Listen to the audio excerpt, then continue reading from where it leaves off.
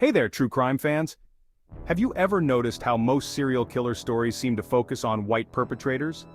Today I'm diving into the untold tales of black serial killers who, despite their horrifying crimes, haven't received the same media attention.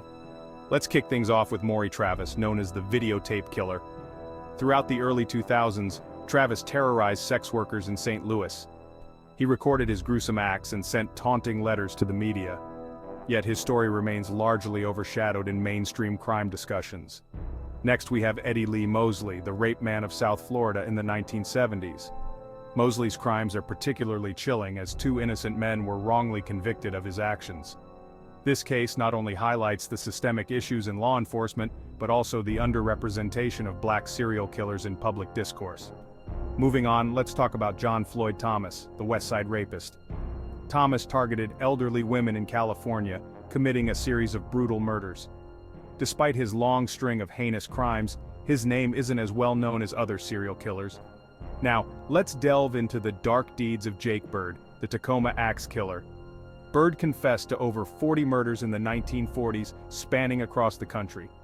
His case serves as a grim reminder that black serial killers have been part of America's history for much longer than we often realize.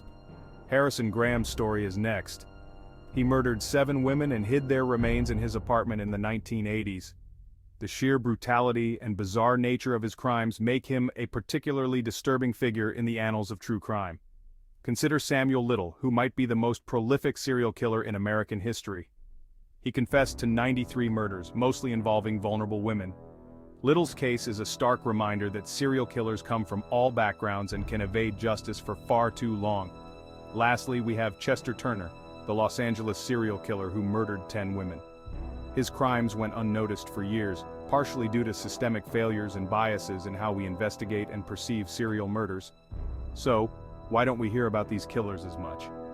It's time to challenge our preconceived notions and ensure all victims receive the justice and recognition they deserve. Thanks for watching, and don't forget to like, share, and subscribe for more true crime stories. Stay curious and stay safe.